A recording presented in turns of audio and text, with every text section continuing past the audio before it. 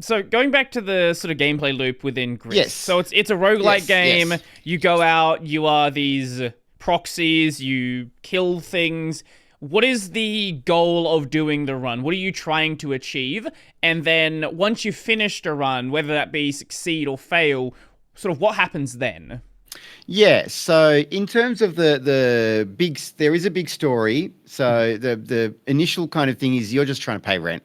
You're Right. just trying to pay rent, and you've signed up for this program where you can be an operator and gotten accepted. So you send these proxies out. So there are in the world a bunch of different factions, and they will essentially post up jobs for you to do. So sometimes they are to do with the maintenance of the world. I believe the first one really is essentially like elevator maintenance. So there's all these elevators that travel between the different floors of this planet, Mhm. and so you're just clearing away some hooligans from outside one of those, Mhm. and yeah, ideally I want these to be able to tackle different ways. So sometimes there are different kinds of missions that are collect a bunch of sort of resources. There are ones that are more fighting things, and there are ones that are more about skill checks, going through sort of story experience Mhm. things. But essentially, you spawn into a map,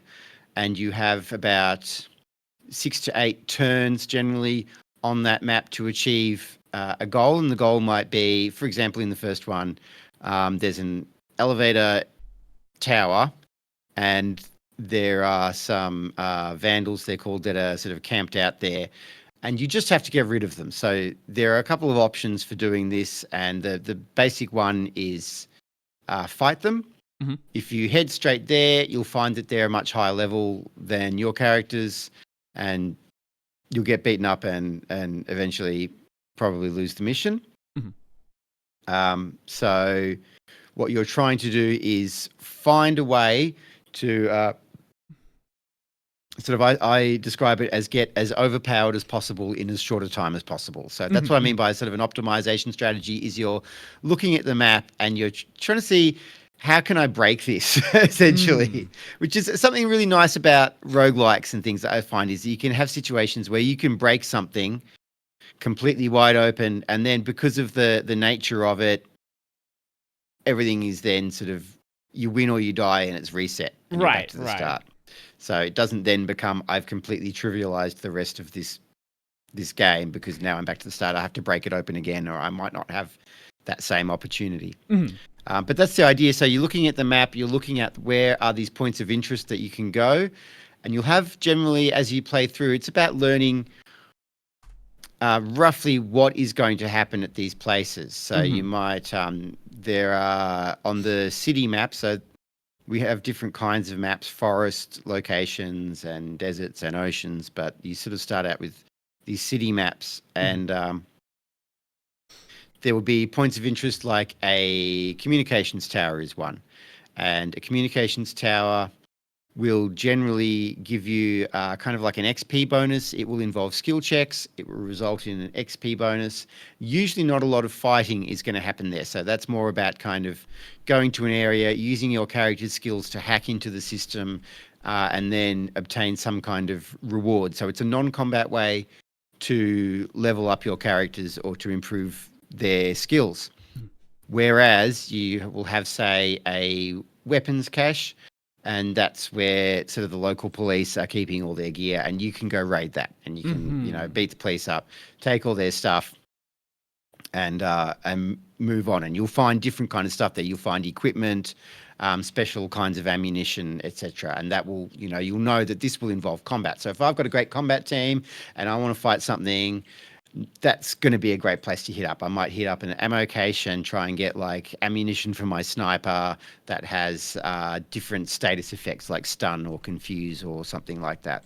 Mhm. So, yeah, when you spawn in, you're looking at the map, you're looking at those locations, and you're planning out a route. And then as you go through that, then things will start to change.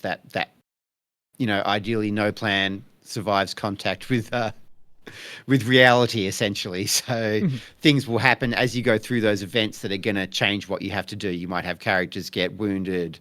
Um, and that kind of stuff that are going to have change, or not get the weapon that you want somewhere, or find that there's a stronger enemy. So not in this one, but in other missions, we have kind of roaming enemies that will move around. That will be a high level. So you'll be trying to do what you want, but also avoid them at least until you're strong enough to deal with them.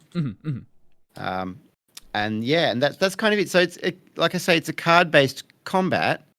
And you are picking up new cards as you go along by raiding places, by fighting enemies, and by visiting shops. So sometimes you're like, I just want to go here, and I want to fight these little people in the trees, and they're going to drop a whole bunch of like ranged attacks, essentially rocks that I can then go throw at somebody else. Right.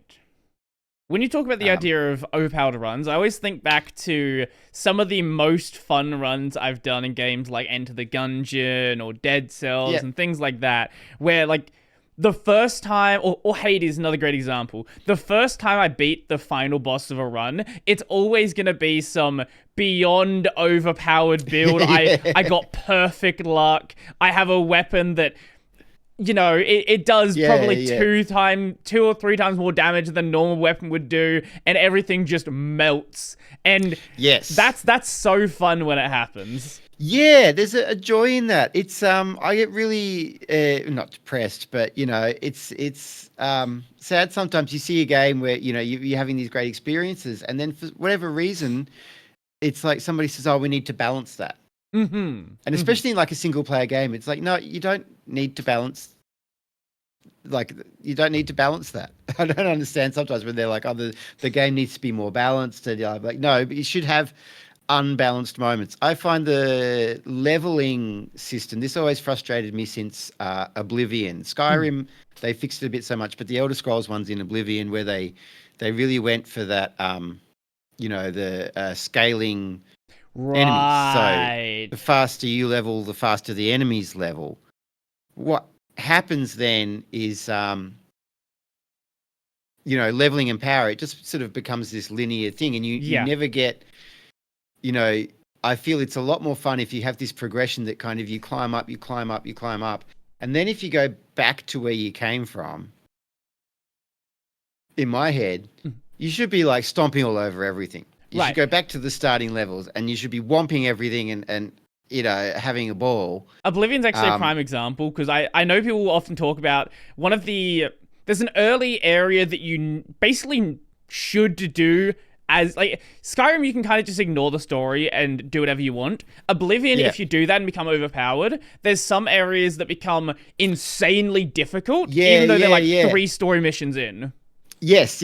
I know exactly. You're talking about like the city of Kvatch or something. I think it is, where there's like the very first Oblivion Gates mission that they send you out on, and it's notorious for people being on forums or being on Reddit and saying, "Well, I totally ignored that until level 15, and now I'm there, and it is just a nightmare." Yeah. It's just